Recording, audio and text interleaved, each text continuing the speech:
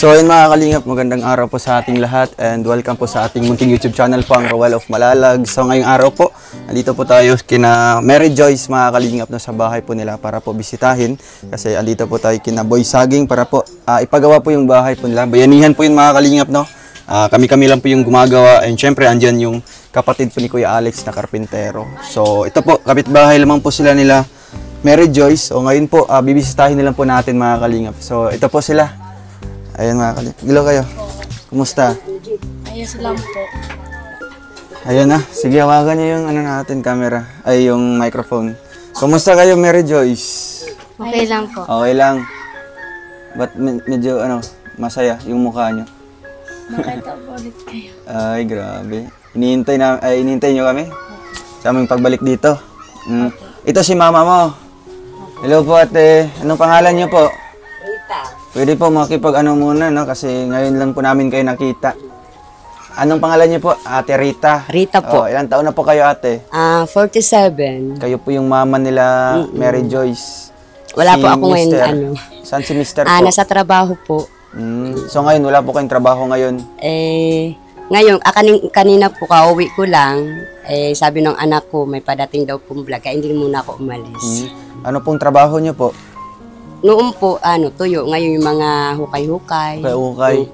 Ano po niyan? Saan? May pwesto po kayo? Doon po sa kabilang, yung inupahan po ng ko, asawa. Sa sarili niyo pong ukay-ukay yun? Hindi, lang, yung nag-aano lang po kami, nangaangkat lang. Bali, nag-aangkat lang. So, lang sa'yo, mga porsyento kung magkano mabenta. Ano po ate, kumusta po ang buhay niyo? Ganun pa rin. Ganun pa rin. Kinakaya na lang po. Oo. Si Mister po, okay naman yung trabaho? Ngayon po, kakapasok lang niya po sa trabaho at kagagaling lang bagay niya sa sakit. Oo, yung nahulog po siya, nadisgrasya siya. Mga anak mo, kumusta po? Okay naman yung pag-aaral nila? Okay naman po. Di naman napapabayaan? Hindi naman. Inaano ko man po sila na pagdating sa bahay, mag-asikaso agad. At minsan po kasi wala ako dito at yun nga, nababantay ako minsan nung hukay-hukay dun sa kapila. Kaya pala, minsan pag pumupunta ako dito, yung mga anak ko yung maaabutan ko. Minsan nga po, natutuwa nga po ako nung pag nakita sila sa akin. Tapos may tao pong nakakatulong din sa amin. Oo nga po. Laki pong po yun, tulong po sa amin. Para po sa inyo ate, medyo, saan po kayong parte po na medyo nahihirapan po? Ngayon po, sa sitwasyon niyo po ngayon? Ngayon po kasi nag-umpisa naman po pumasok mga anak ko. Oo nga po. Minsan pinoproblema ko naman yung pang-araw-araw. Ganun. Kaya kahit hindi ko masyado kaya, kinakaya ko na lang. Kinakaya niyo na lang po. Kumusta po yung karamdaman niyo? Wala po kayong mukhang sikmura po lang. Lagi na si sikmura. Ano po yung nalilipasan ng gutom? Opo, nung una po kasi nung nagtitinda ako ng tuyo sa araw-araw. Minsan hindi ko na alam yung oras na pili na palang kumain. Hindi ako makakain po. Talagang nakapokus anak buhay muna po ang inaano buhay po. Talaga yung inuuna niyo po. Hindi niyo din po naisip po na kung magkasakit po kayo, talagang magkakaroon din po ng minsan po naisip ko din po yan. Isang beses po akong hindi nakakapagtinda. Nagkasakit po kayo? Opo. Ngayon nga, sabi ko naman, bahala na, kakayanin lang natin ito na. Basta po manalangin na. Opo. Mag-pray lang palagi. So, ito po, mga anak niyo po, no? Okay naman po sila, mababait naman po, no? Okay po yan. Mga inaasahan ko pa yun sa loob ng bahay pag wala po talaga ako. Sila ang sila talaga gumagalaw po dito sa, sa bahay. Grabe. So, wala naman po kayo masabi sa mga anak nyo? Wala po. Kahit sa pag-aaral po, lalo na to si Mary Joyce. Itong pangalan? May time po nung una pa lang na wala ako. Nagdiskarte po siya talaga ng tumiiyak po yung pag hindi nakakapasok. Umiiyak siya? Nung gabi po siya, nagsalita lang siya sa akin, Mama, mapasok po ako. Sabi ko, huwag na muna at kukulangin tayo. Umiiyak po siya. Gusto sabi niya talaga? Gusto mo talagang pumasok? Tapos ang gawa niya po, nagtinda po siya ng damit para may baon po siya kinabukasan. Doon yun sa pwesto niyo? Yung pinagbinta niya po, yung kapitbahay namin, kinausap po na pambaon lang yun niya. Grabe. Magkano po yung kita niya nun? 400 plus po. Grabe. So talagang diskarte lang po talaga ano. Natutuwa naman po ako sa mga anak ko at talagang porsigado mag-aral. Kaya yung kami naman po, porsigado din po para ano po sila din. Makatustos din sa kanila po, no? Si Mr. umuwi din. Ano po, uwi po may mamaya pa po. Mamayang gabi pa yun. Kaya papasok lang po sa trabaho. Dito po, wala na po kayong binibenta ngayon. Ay, wala na po. Iba naman po kasi Nasirado pag may na. time pong hindi na masyado po mabenta. Iba naman po ang dapat diskartehan. Yung pwede naman. Talagang hindi po kayo yung nagsistick lang sa isang pagkakitaan, no? Naghanap din po kayo ng ano po, no? Yung pwedeng kung ano po kung saan pwede po yung talagang- malakas o kung ano pong pwede Ang natin. iba na po, iba na naman po ang Kaya nga po. pwede pong itinda. So, ano po ate, masaya po kayo na nakapunta po kami dito sa inyo at Malaking- nakilala po namin kayo. Tuwan-tuwa po talaga ako. Ay, grabe. Na-miss mo ako. Sayang, hindi nakaano ngayon si Ate Rachel mo, no? Kasi may pasok. O, ano mo, no? Anong masasabi mo sa mga viewers at sa mga tumutulong sa inyo? Salamat po talaga. Yan po, no? Anong trabaho mo ngayon? Hindi kayo pumasok? Nagpasok po. Ah, nagpasok kayo. Saan yung school mo? Dito lang malapit. Opo, sa elementary lang po. Elementary. Anong grade ka na? 4. Grade 4 ka na. Bigay naman kay Mary, Mary Maika. Kumusta yung pag-aaral mo, Mary Maika? Okay lang po. Okay lang. Yan. Anong grade nga? Grade 10? Grade 6 po. Grade, Grade 6. ay, grade 6. So, ito yung grade 10. Ikaw? Ayan. So, ano bang mga, ano nyo, yung napagdaanan yung medyo mahirap dito sa, Yung mga pang-araw pang pambaan tapos po. Pang project po. pang project? Ano ba ang karaniwang mga project nyo? Magkano ba yung mga ginagastos niyan? Ano po? 200. 200, isang project yan. Ano po? Iba-iba po. Ay, iba-ibang mga project sa iba't ibang subject. Nalota po leader ako. So, anong ginagawa mong diskarte naman? Halimbawa, may project kayo sa kinabukasan, kailangan na ipasa. Napunta po ako doon sa Santa Barbara po. Santa Barbara ka? Nagtitinda po ako ng ng damit. Doon po sa kakilala ko po. Nagpipista po ako doon ng mga damit po. Tapos nagpapabinta po ako. Pabenta ka? Grabe. Nung lang po, naka 1K po man po ako nun. Nagka 1K yung kita mo doon? Opo. Ay, grabe. Ang lakas din pala ng ano nyo, ate. Na?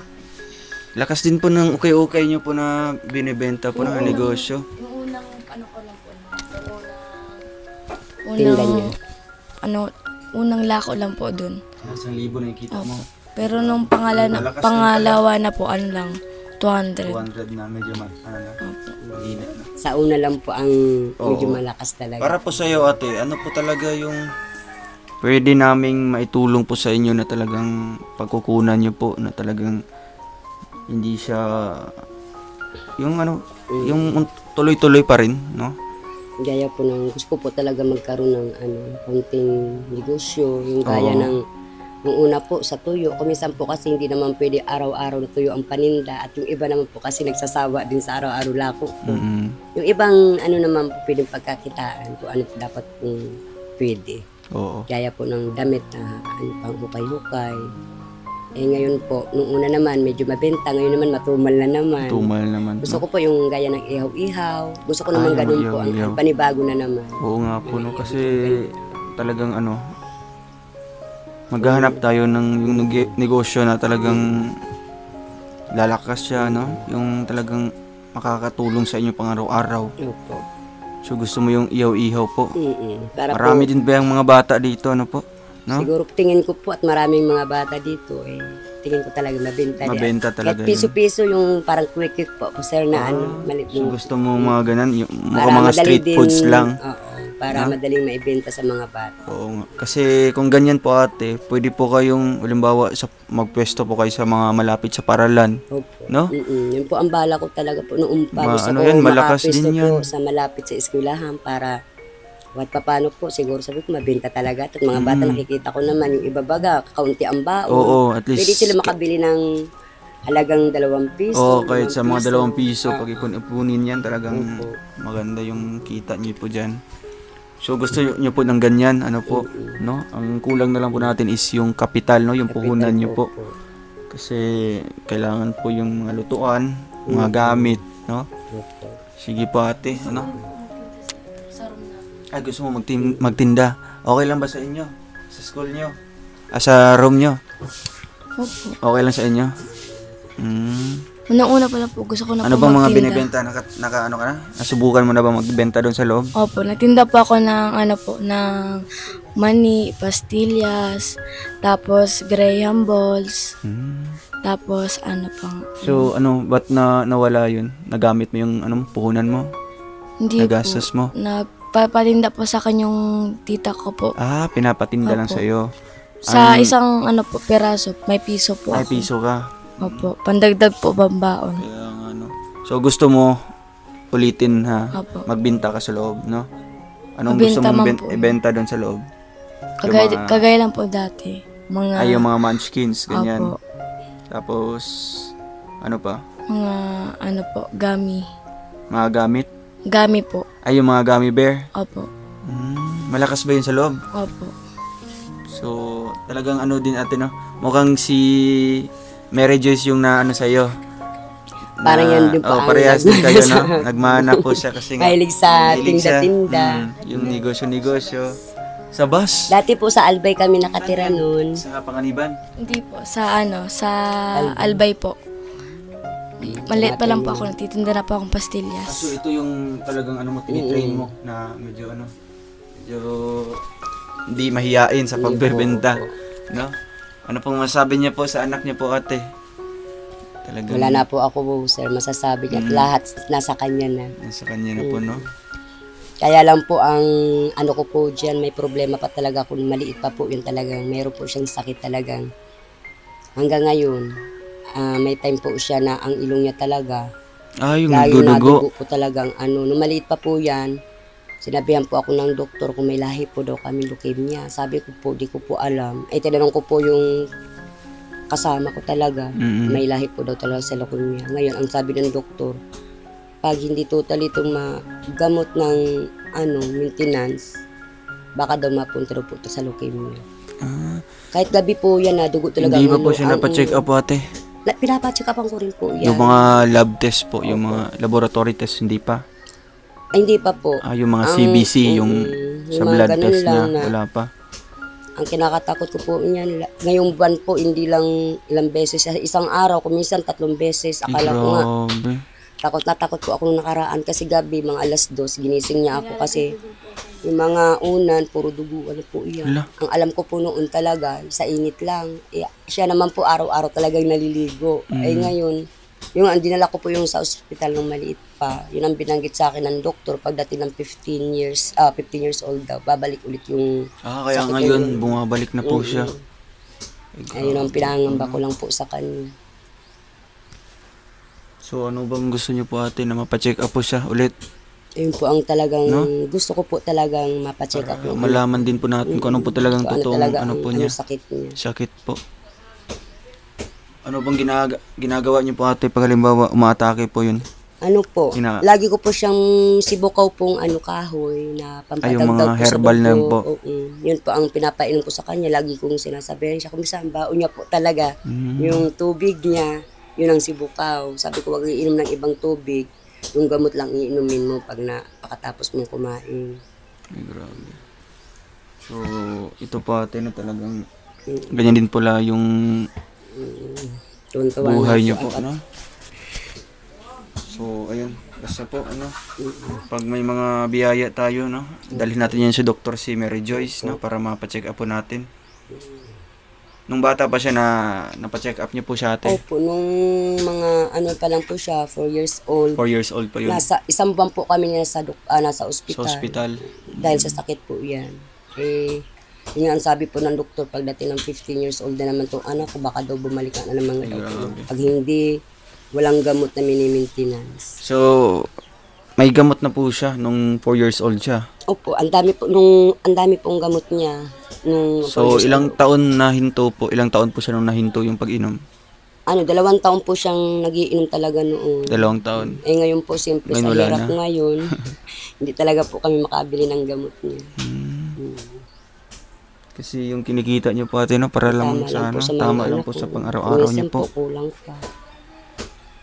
So, ayan po ate, baka po marami pong nanonood po ngayon natin, no? At mga gusto pong tutulong po sa inyo. Ano pong mensahe niyo po sa kanila po ate? Hindi po ako makapagsalita. Grabe. Ano po ako at first time ko pong ang gusto ko lang po talaga ano po yung anak ko. Yung maipa-check up po, no? At least man lang malaman nyo din po yung totoo pong sakit niya, no? Nang sa ganun po, maresetahan, makainom ng gamot. Nang hindi na po kayo mag-alala. Opo. Yan lang po ang kinakatakot ko po sa kanya pag Kasi ang lalo hirap kahit po sa din. eskwelahan. Ay, oo nga Sinasabi po. ko minsan po may mga laro siya sa mga larong gusto niyang sumali siya yung teacher lang talaga ang umaano sa kanya dahil nga sa sakit daw po niya. Hindi daw pwede talaga. Gusto pa siyang sumali sa mga sa mga tawag yun mga sports. Yung mga sports. At mahilig talaga siya po sa mga sports. So yung guro niya yung sasabi na wag na. Kasi alam po ng teacher niya na may sakit po yung anak ko. Gaano po kahirap ate na talagang niisip niyo po yung pang-araw-araw niyo. At the same time, niisip niyo din po yung kalagayan din ng anak niyo. Kakayanin. At sabi ko, Pinakaya niyo lang po. laking salamat po din po sa mga tumutulong din sa mga anak ko. Yung mga nag-sponsor po sa mga anak ko, laking salamat po sa inyo. At kahit paano po, Medyo malaking nabawas-bawasan tulong po, din no? po sa amin Oo. yan. Nabawas-bawasan po yung problema niyo po sa konsumo. Dahil po sa mga gamit, yung Oo. ngayong pasukan po. May gamit Tuwan-tuwa na po po ako sila. nung pag-uwi ko. Sabi ko, salamat naman. At Grabe. meron na pong gamit yung mga anak ko. Hindi na ako mag-aagila pa kung saan ako makakuha ng Kaya nga pambili. po. Kaya malaking salamat po ako dun sa nag-sponsor sa mga Opo, thank you po. tumulong po sa anak ko. Sa mga anak ko po. So, yun po ate, yung gusto nyo po, no? Magkaroon po kayo ng yung paninda. Yun lang po ang Mga ko fishbowl, ganyan po. No? Ihaw-ihaw, mga kikiam, ganyan. Kasi, ano yan, mabenta yan, lalo na sa mga sa kabataan. mga bata po. Sa mga malapit sa school na nagbebenta doon, talagang ano yan. Ubus-ubos yan mga kalingap, no? So, sana po mga kalingap, mabigyan po natin si ate, no? Ng kanyang konsumo or kanilang puhunan para makasimula na po si ate ng ano, ng pagbebenta or negosyo po nila. So, ito, kumusta kayo? Ba't tahimik kayo? Ha? Kumusta ka ikaw, Maika? Okay lang po. Anong mensahe mo na ganyan kahirap yung buhay pero nagsisikap si mama at papa mo? Anong mensahe mo sa kanila?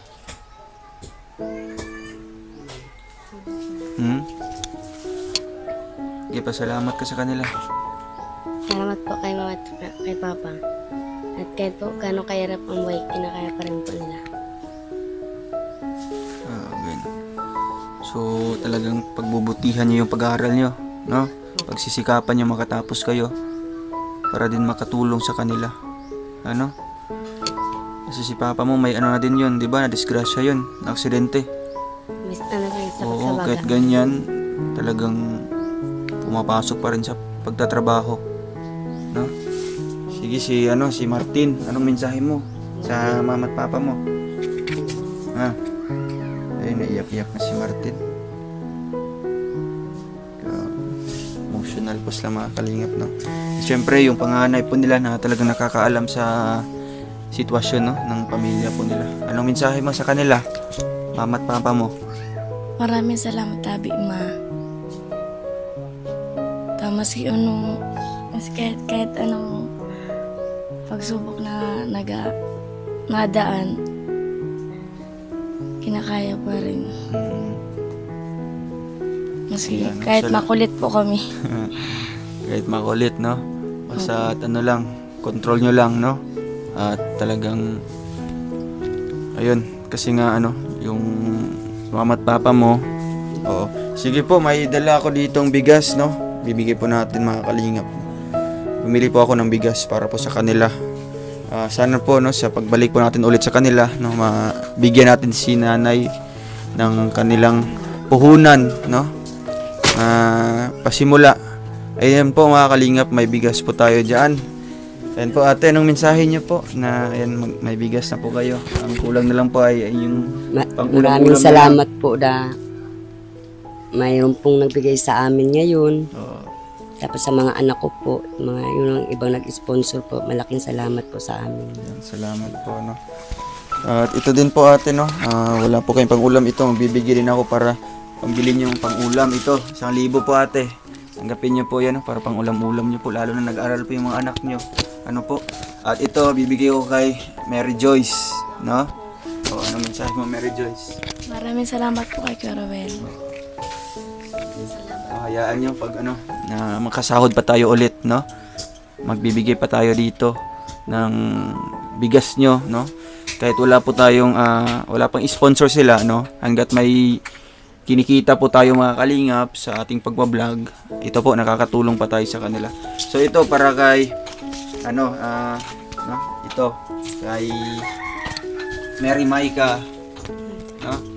Maraming salamat po sa iyo, Carol. Ay, dalawa na. And syempre, yan na. Anong message mo?